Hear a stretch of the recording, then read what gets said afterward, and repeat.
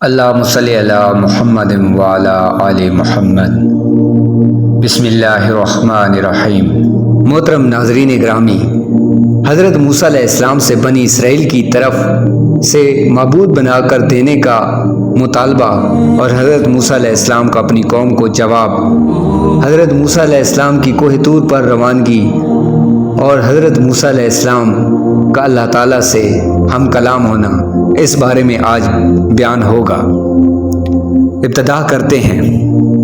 فرعون جب غرق ہو جاتا ہے، بنی اسرائیل اپنے مقام سے چلے، اس دوران ان کا گزر ایک ایسی بستی، ایک ایسی قوم کے پاس ہوا جو اپنے بتوں کے آگے جم کر بیٹھے ہوئے تھے اور ان کی عبادت کر رہے تھے۔ ابن جریج نے کہا کہ یہ بت گائے کی شکل کے تھے۔ یہاں سے بنی اسرائیل کے دل میں بچھڑا پوجا کرنے کا شوق پیدا ہوا، جس کا نتیجہ بعد میں گائے پرستی کی شکل میں نمودار ہوا۔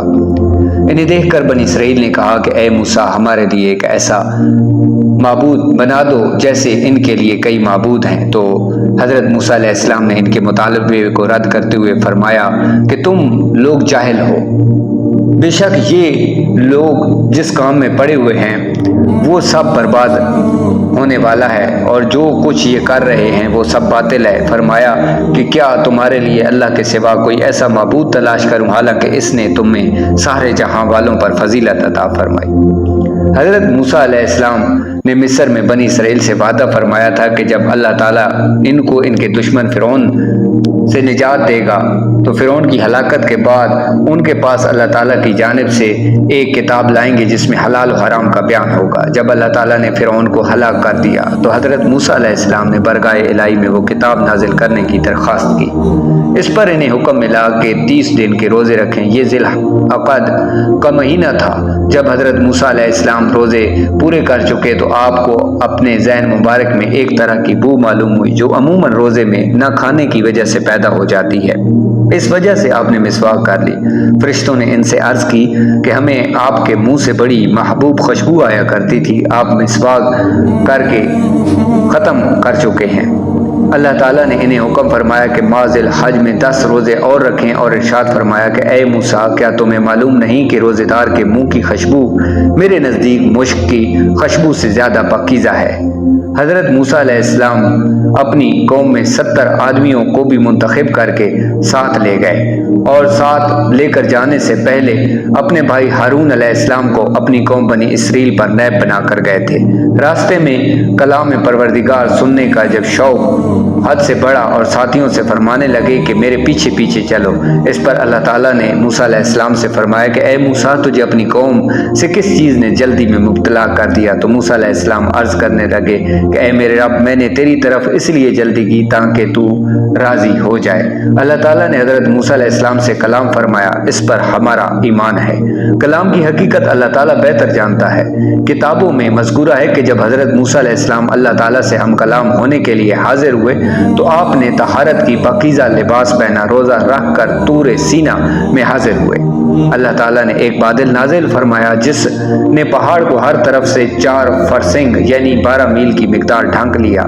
شیطان اور زمین کی جانور حتیٰ کہ ساتھ رہنے والے فرشتے تک وہاں سے علیحدہ کر دیے گئے۔ آپ کے لیے آسمان کھول دیا گیا۔ آپ نے ملائکہ کو ملاحظہ فرمایا کہ ہوا میں کھڑے ہیں۔ آپ نے عرش الہی کو صاف دیکھا، یہاں تک کہ الوح پر کلموں کی آواز سنی، اور اللہ تعالیٰ نے آپ سے کلام فرمایا۔ آپ علیہ السلام نے اس کی بارگاہ میں اپنی معروضات پیش کی۔ اس نے اپنا کلام کریم سنا کر نوازا۔ حضرت موسیٰ علیہ السلام کو کلام ربانی کی لذت محسوس ہوئی تو آپ کے دل میں ایک امنگ، ایک خواہش پیدا ہوئی کہ دیدار الہی بھی نصیب ہو جائے۔ آپ نے فرمایا کہ اے میرے رب، مجھے اپنا جلوہ دکھا تاکہ میں تیرا دیدار کر لوں۔ یعنی صرف دل یا خیال کے دیدار نہ مانگا بلکہ آنکھوں کا دیدار چاہتا تھا۔ حضرت موسیٰ علیہ السلام نے آنکھوں کی دیدار کا چاہت مانگا کہ جیسے تو نے مجھے کان یعنی صرف دل یا خیال کا دیدار نہیں مانگتا بلکہ آنکھ کا دیدار چاہتا ہوں کہ جیسے تو نے میرے کان سے پردہ ہٹایا میں نے تیرا کلام سنا، ایسے ہی میری آنکھ سے پردہ ہٹا دے تاکہ تیرا جمال بھی دیکھ لوں۔ اللہ تعالیٰ نے فرمایا کہ تو مجھے ہرگز نہ دیکھ سکے گا، البتہ اس پہاڑ کی طرف دیکھ، یہ اگر اپنی جگہ پر ٹھہرا رہا تو عنقریب مجھے دیکھ لے گا۔ یاد رہے کہ اللہ تعالیٰ نے یہ نہیں فرمایا کہ میرا دیکھنا ممکن نہیں، بلکہ دنیا میں حضرت موسیٰ علیہ السلام کے دیکھنے کی نفی کی۔ اس سے ثابت ہوا کہ دیدار الہی ممکن ہے اگرچہ دنیا میں نہ ہو، کیونکہ صحیح حدیثوں میں ہے کہ روز قیامت مومنین اپنے رب تعالیٰ کے دیدار سے فیض یاب کیے جائیں گے۔ اس کے علاوہ حضرت موسیٰ علیہ السلام اللہ تعالیٰ کی معرفت رکھتے ہیں، اگرچہ دیدار الہی ممکن نہ ہوتا تو آپ ہرگز سوال نہ فرماتے۔ اللہ تعالیٰ کی نبی کسی محال شے کی دعا نہیں کرتے۔ قصہ مختصر کہ جب رب العالمین نے پہاڑ پر اپنا نور چمکایا تو وہ پہاڑ پاش پاش ہو گیا اور حضرت موسیٰ علیہ السلام بے ہوش ہو کر گر گئے۔ پھر جب ہوش میں آئے تو عرض کرنے لگے کہ تو پاک ہے، میں تیری طرف رجوع لایا اور میں سب سے پہلا مسلمان ہوں۔ حضرت موسیٰ علیہ السلام نے اللہ تعالیٰ سے اپنا دیدار کروانے کی دعا کی تو اللہ تعالیٰ نے انہیں منع فرمایا۔ اللہ تعالیٰ نے حضرت موسیٰ علیہ السلام کو دیدار کے مطالبے پر منع فرما دیا، پھر انہیں ان پر کیے گئے انعامات گنوا کر تسلی دیتے ہوئے شکر کرنے کا حکم دیا۔ گویا کہ اللہ تعالیٰ نے ان سے ارشاد فرمایا کہ اے موسیٰ، دیدار کا مطالبہ کرنے پر اگرچہ منع کر دیا گیا لیکن میں نے تمہیں فلاں فلاں عظیم نعمتیں تو عطا فرمائیں، لہٰذا دیدار سے منع کرنے پر اپنا سینہ تنگ نہ کرو۔ تم ان نعمتوں کی طرف دیکھو جس کے ساتھ میں نے تمہیں خاص کیا کہ میں نے اپنی رسالتوں کے ساتھ تجھے لوگوں پر منتخب کر لیا اور تمہیں مجھ سے بلا واسطہ ہم کلامی کا شرف عطا ہوا، جبکہ دیگر انبیاء اور مرسلین علیہ السلام سے فرشتے کے ذریعے کلام ہوا۔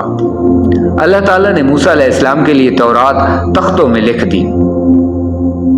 جن تختوں میں تورات لکھی گئی وہ 7 یا 10 تھیں۔ نیز تورات عید الاضحیٰ کے دن حضرت موسیٰ علیہ السلام کو ملی۔ اس آیت میں ہر چیز کی نصیحت سے مراد یہ ہے کہ